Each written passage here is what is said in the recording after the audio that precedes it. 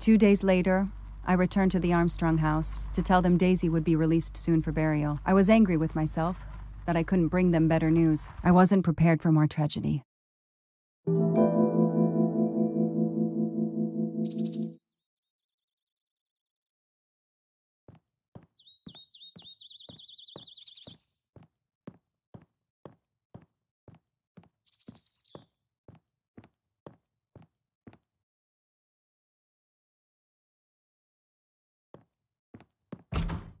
Hello, Miss Moreau. I'm here to see Colonel Armstrong. Good morning, Detective. Colonel Armstrong is upstairs. He isn't well.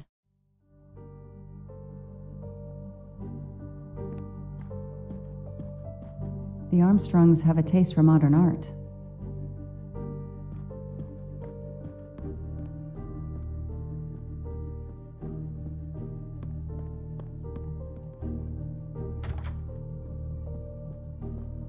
Good morning, Colonel Armstrong. Is your wife here? Here?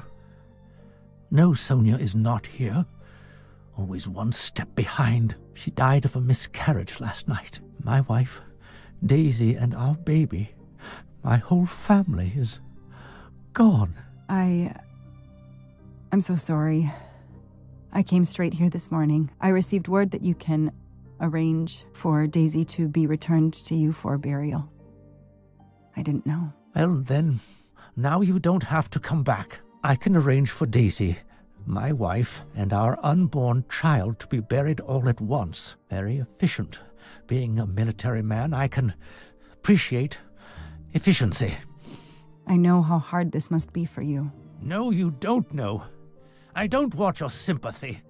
I want you to do your bloody job and catch the creature that did this. I know you won't believe me, but I swear to you, I will find who did this. If it takes me to the far corners of the earth, I will find them. Then go. Please go now. Go find them.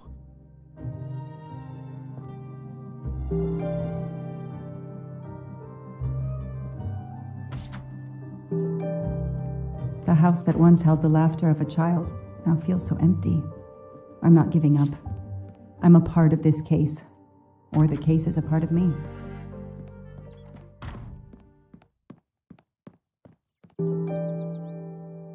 All units, Hike is in the vicinity of the cabin where Daisy Armstrong was found, spotted a pickup truck drive through the barricade tape, and then head up the dirt road toward where the subject cabin is located. Any car nearby who can respond? Unit 28, we can respond, but we're a ways away. Dispatch, this is 11. I'm on it. Copy that. 11, you're good to go. Copy that.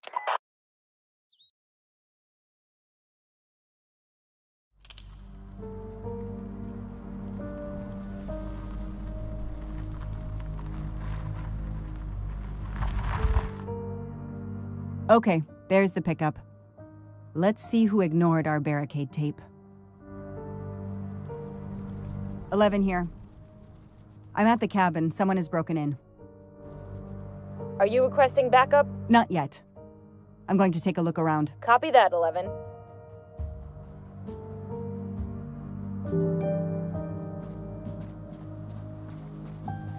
An individual has entered a police-secured area. I have to stop him first.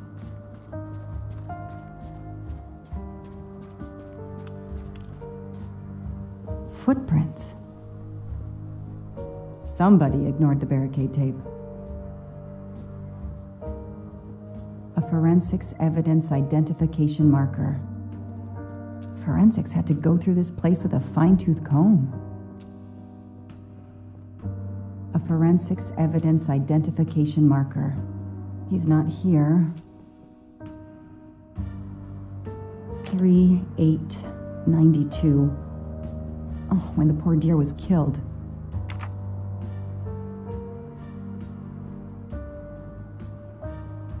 That's where I found Fluffy. Daisy's special toy. I hope we returned him to the family.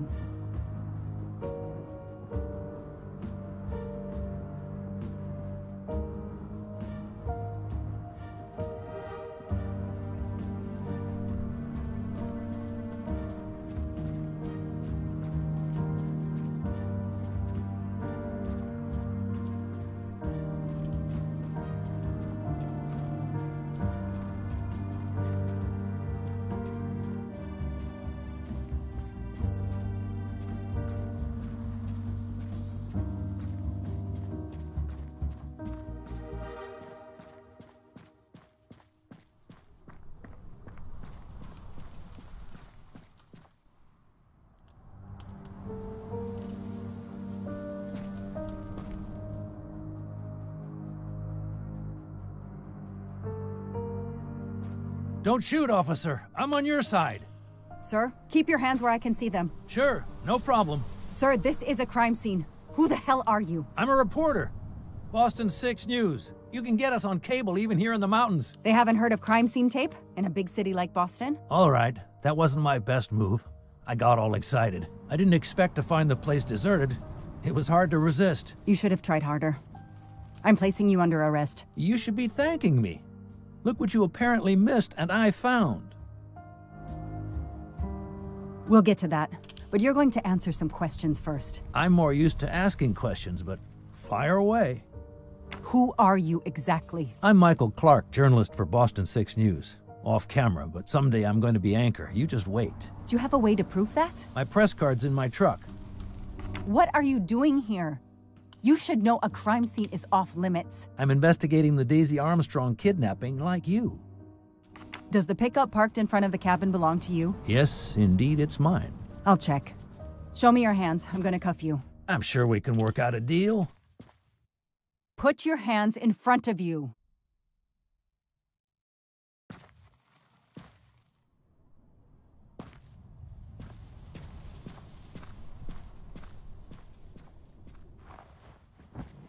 Aren't you going to read me my rights? You have the right to remain silent. I really wish you'd exercise that one.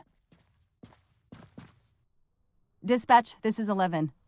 I intercepted a suspicious individual at the crime scene. I'll check to determine how badly he's compromised it. Then I'm bringing him in. Copy that, Detective Locke.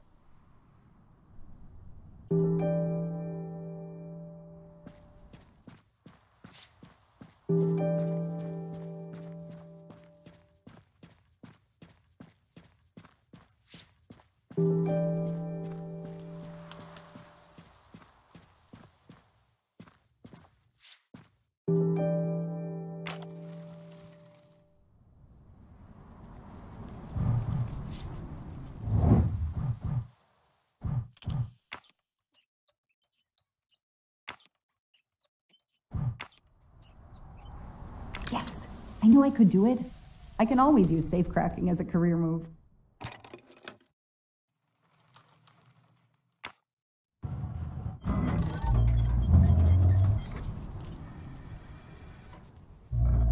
There. Now let's see what secrets you're hiding.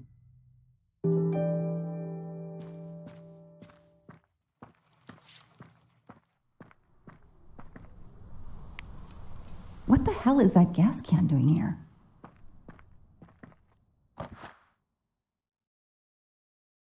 The cap's been damaged, and some gasoline has leaked out.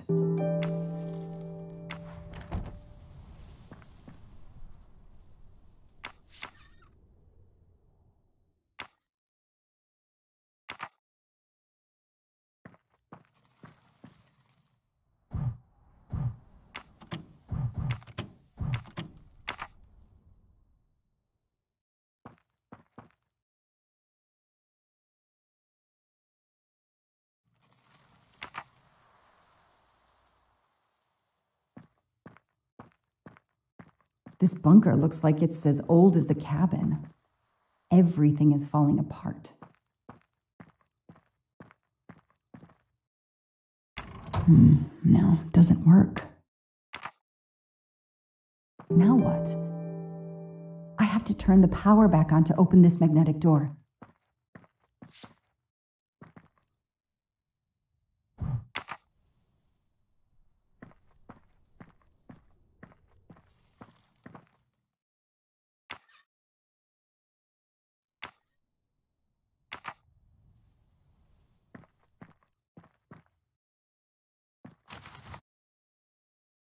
This blueprint. It looks like the bomb in the cabin. The kidnapper built the bomb here.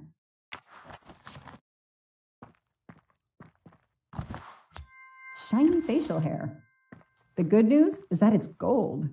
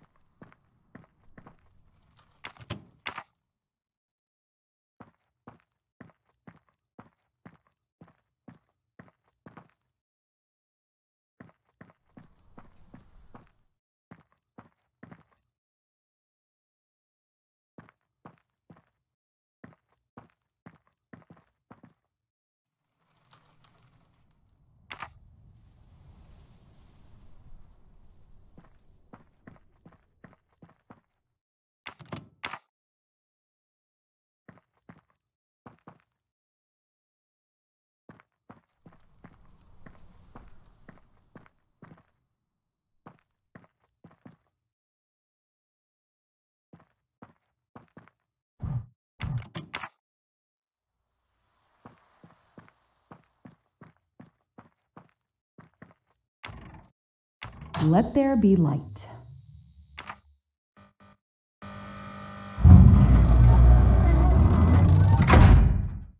Perfect, it works.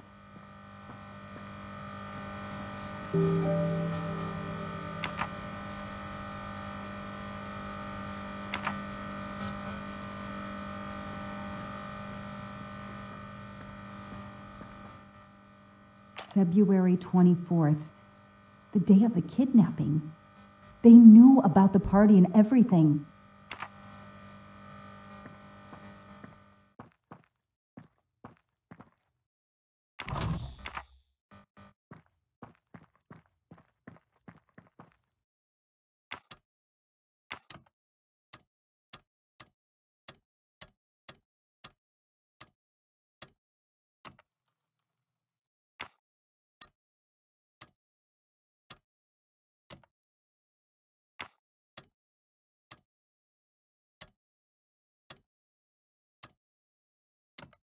No, that didn't work.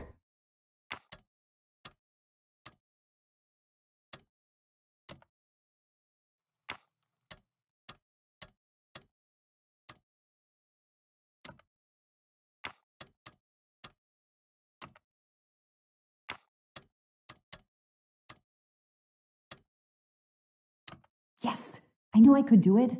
I can always use safe cracking as a career move.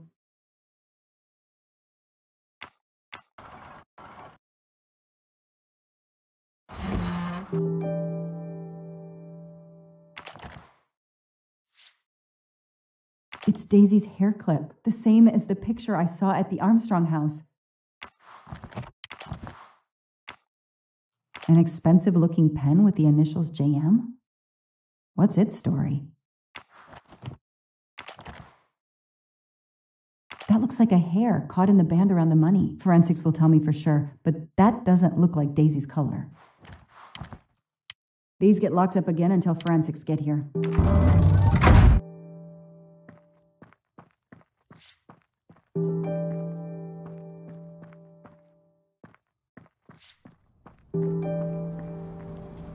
I'll secure the bunker for forensics.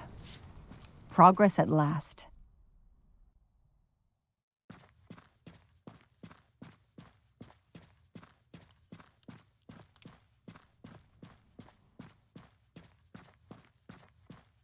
I don't need to talk to the suspect right now.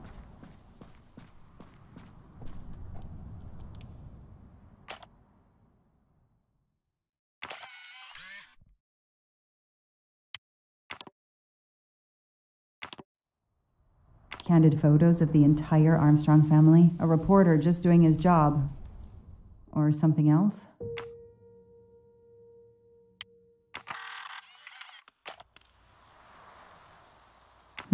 The glove compartment is closed. Clark's press card, and the phone number of the newspaper is on it. Ah, good. I can give him a call. Telephoto lens.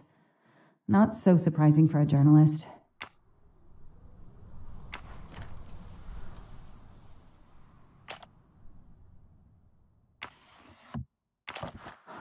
Car keys in the sun visor. A classic hiding place. At least on TV.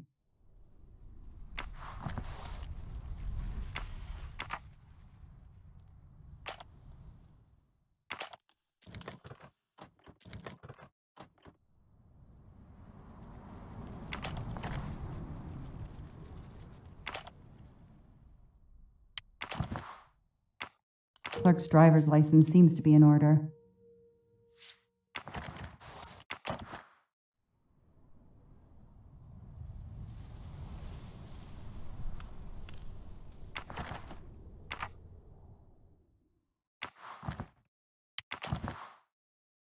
The vehicle registration is not in the name of Michael Clark or a rental company.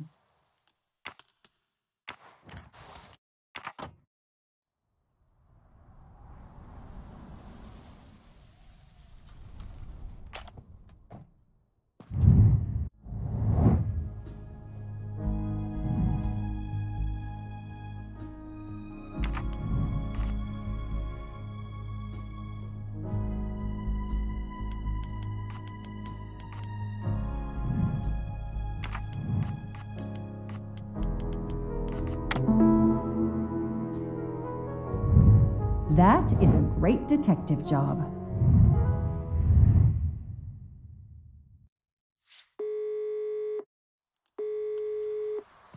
Hi, I'm Detective Joanna Locke, Berkshire Police. I'd like to speak to an editor, please. One moment, please. Hello, Detective Locke? This is Abby Wilson. I'm a senior editor. What can I do for you? Does a man named Michael Clark work for you? Yes, he does. Why? When was the last time you heard from him? Oh, it's been at least 7 or 8 months. That's not unusual. He works in the field? Yes, Michael Clark is what we call a stringer. He works as a freelancer, comes up with a story we can use, we pay him, and we don't hear from him again for several months. What kind of stories does Mr. Clark write? Mr. Clark is an investigative reporter, mostly crime stories, to tell you the truth. He comes up with some pretty macabre stuff some of the time. Is there a problem? Or a story? Do you remember what the last case he investigated was? It was a murder case. The victim was a millionaire named James Miller. He was called the Frozen Fish King of Gloucester, Massachusetts. His body turned up in one of his nets. Or, rather, most of it did. Ah, well, thank you, Ms. Wilson. You've been a great help to me. Pleasure. I hope he's not in trouble. He can be a little pushy, but he's a good guy overall. So what's he working on now, Detective? Are you sitting on a story? Thanks again.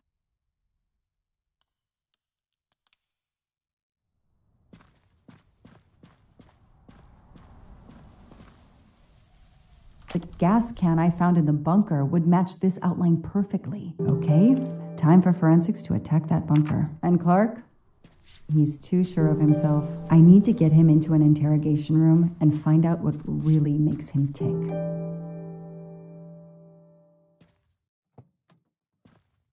I know my rights. You can't keep somebody locked up in a car like this, you know. You wouldn't do it if I was a dog. Do they have bathrooms at the station?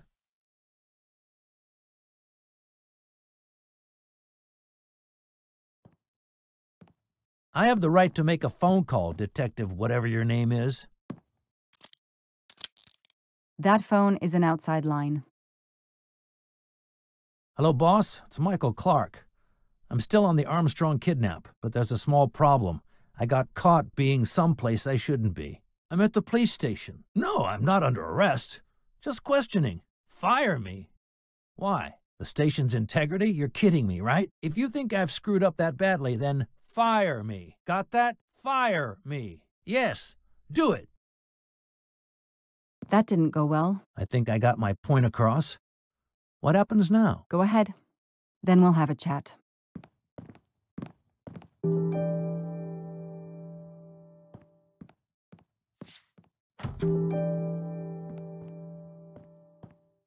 An extra computer so I don't have to go all the way out to my desk. Case files. A lot of them for our tiny town. The only comfortable chair in the whole station. But there's no time to rest. I'll add these to the file. Anything that will erase Clark's smile.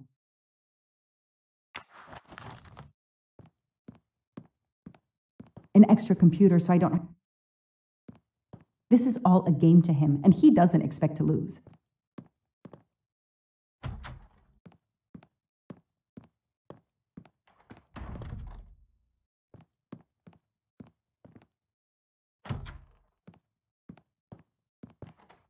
Now that we've taken your DNA, we can begin. Interview of suspect Michael Clark, 6 p.m., March 30th, 2019. This interview is being recorded. By elves behind the mirror, no doubt? You were arrested at a crime scene where you damaged police barricade tape. I'll pay for a new role. That's a Class A misdemeanor, and it carries a $500 fine. Oh, that's unfortunate. To begin with, where were you on the night Daisy Armstrong was kidnapped? I was watching TV in my motel room, but I had my police scanner on.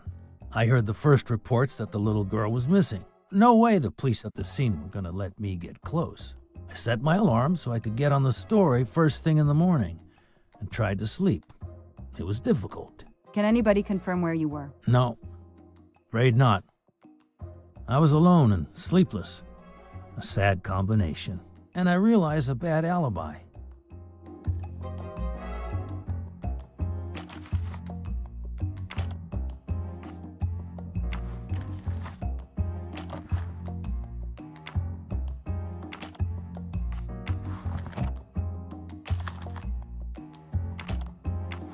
Let's start with why you went to the cabin. If the police were interested in it, I was interested in it.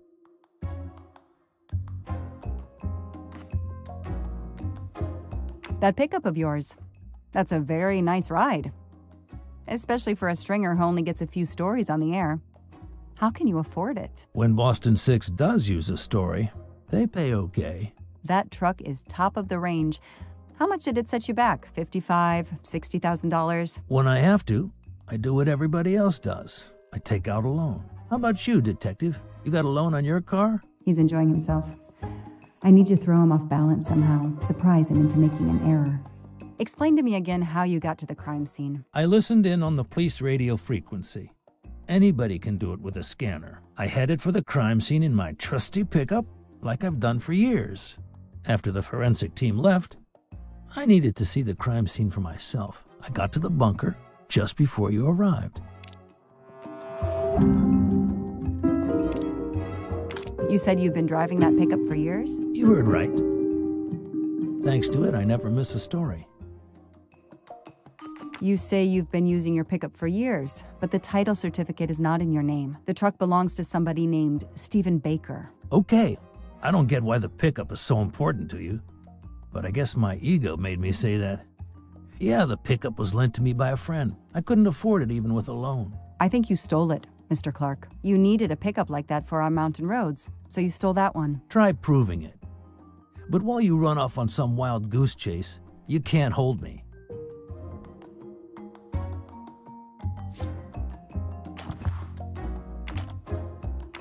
You say you're a journalist, a stringer for Channel 6 News in Boston. I sell my stuff to lots of media outlets.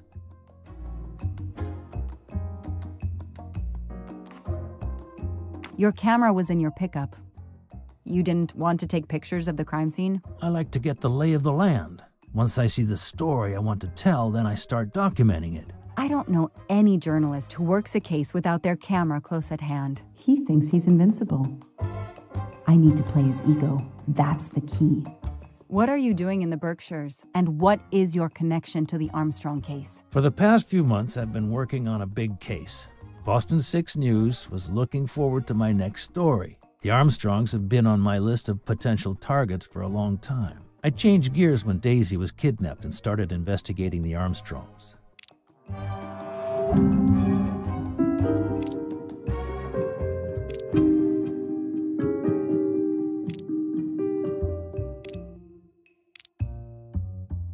So you just stumbled on a major kidnapping story during your stay in the Berkshires? Yeah, I was researching PCBs in the river for crying out loud. Then, wow, the Armstrongs.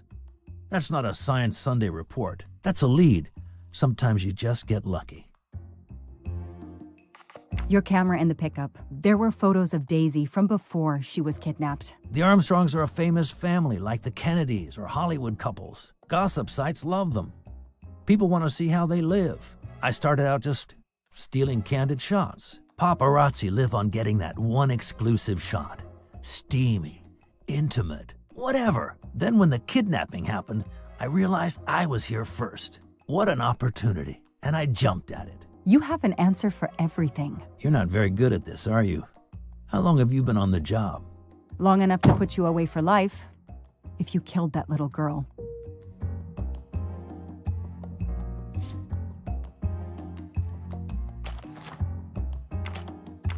Let's move on to the gas cans and what we found in your pockets when you were brought in here today. That sounds exciting. In addition to the gasoline in the back of your pickup and another in the bunker, you had a lighter and gloves in your pockets. You were going to set fire to the bunker and every scrap of evidence inside. Where to begin? I'm sorry to disappoint you, but I wasn't planning to use these things to destroy the crime scene. I've been around crime scenes my entire career. I brought the gloves so as not to contaminate it with my fingerprints. The gas can in the back of my pickup, I use it to put gas in the truck. Gas stations are few and far between in your mountains. I didn't know there was a gas can in the bunker. If that's true, I did you a favor. My arrival obviously scared off somebody planning to burn everything. Do you also have an excuse for your lighter? The lighter? I'm trying to quit smoking. I used the lighter as a reminder not to start again. I know that Clark is lying. I need to reconstruct the whole sequence of events in order to understand what happened.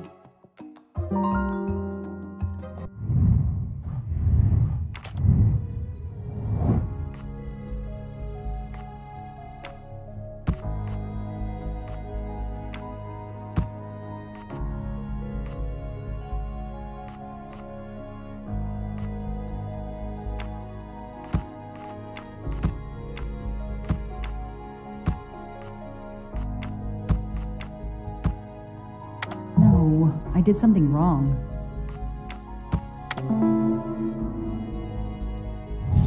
Hey, I'm a pretty good detective after all.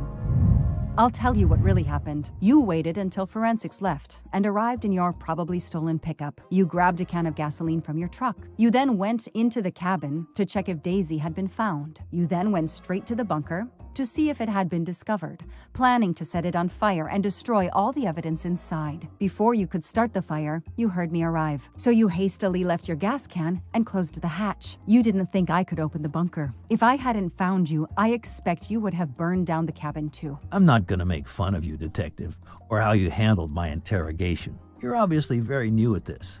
I swear I'm telling the truth. I didn't know the bunker was there until the moment you showed up. I seem to have trumped your entire police force. When I get the DNA results from the bunker, we'll continue this conversation. You have no concrete evidence against me whatsoever. The lab results will be in soon. You won't get away with this.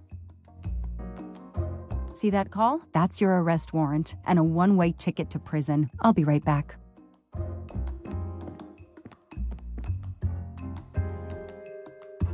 Hello, sir.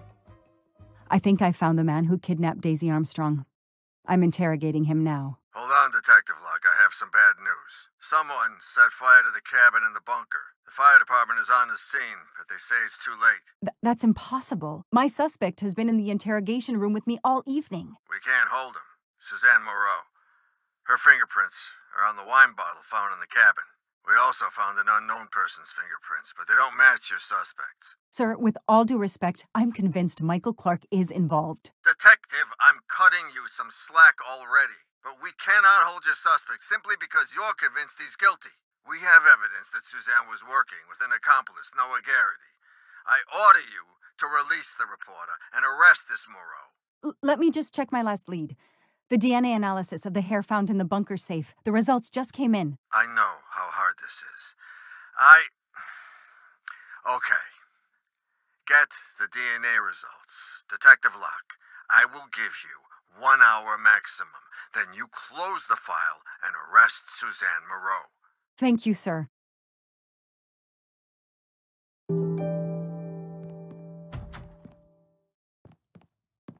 An extra computer so I don't have to go...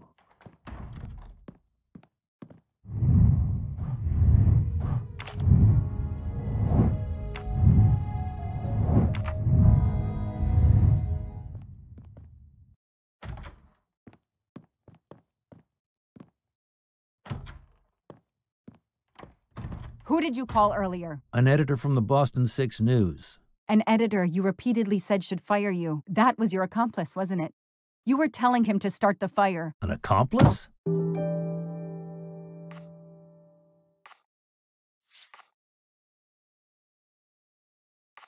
I know it was Noah you called. I'm saying nothing more without the presence of my lawyer. Stay right where you are. I'm not done with you yet. Wow.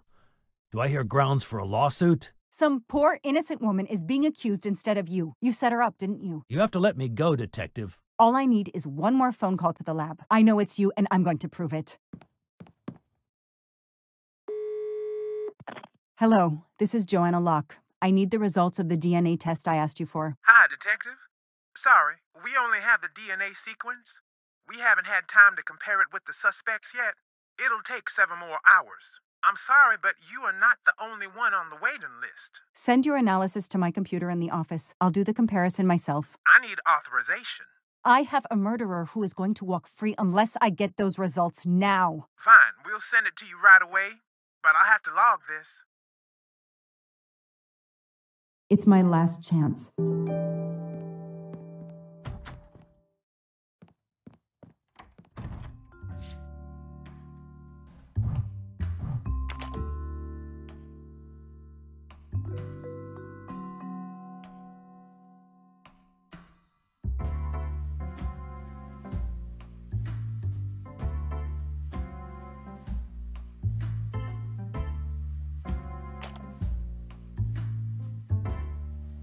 Oh, no. No! Suzanne? I don't understand. I was sure it would be Clark's hair. I'll have to let him go.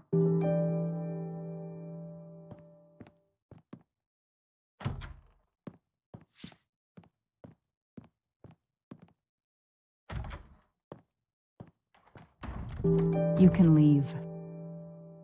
Sorry it didn't work out for you, Detective. Maybe you should consider a career change. We are not done. Oh, but we are, my dear. We are done. I had no choice but to return to the Armstrong house to arrest Suzanne Moreau.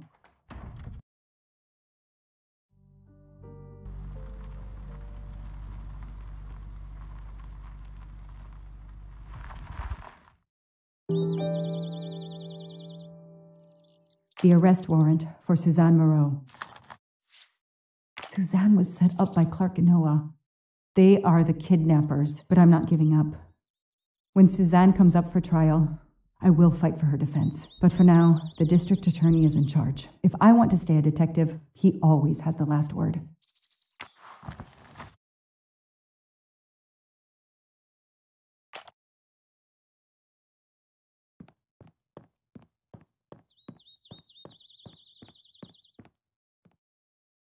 The door is wide open. How strange. Hey, is anyone there? Miss Moreau? Miss Moreau? This is Detective Locke.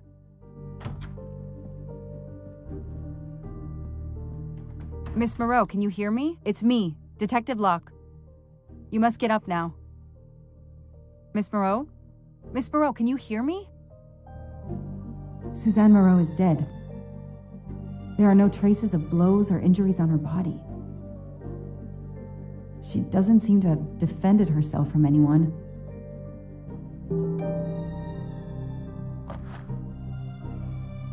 It appears Suzanne killed herself by ingesting all these drugs.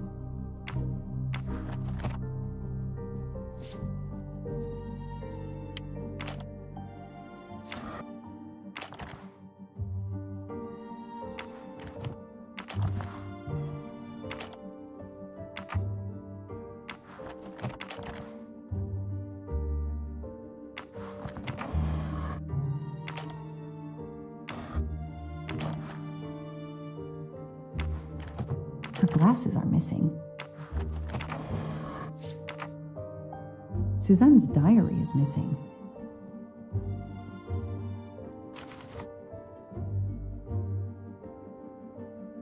Suzanne was telling the truth about her mother.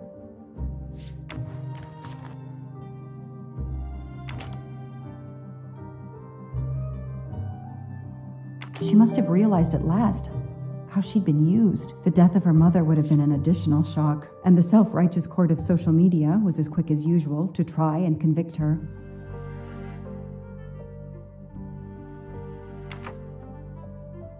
I called the district attorney to inform him. This is Detective Locke, sir. I'm at the Armstrong house. Have you arrested Suzanne Moreau? She's dead, sir. Apparent suicide, but I need a forensics team. She killed herself out of remorse for her part in the crime. We don't know that yet. I'm calling forensics now, but I wanted you to know. What a mess. Stay on site until forensics arrive. Yes, sir. Standing by. The investigation was officially closed. I was certain that she was innocent, and Clark had been responsible for 4 deaths and then vanished into thin air. With $1 million. Dollars marked, though, and not easily spent. I didn't care if the case was officially closed. I swore, Mr. Poirot, whatever it took, I would hunt him down.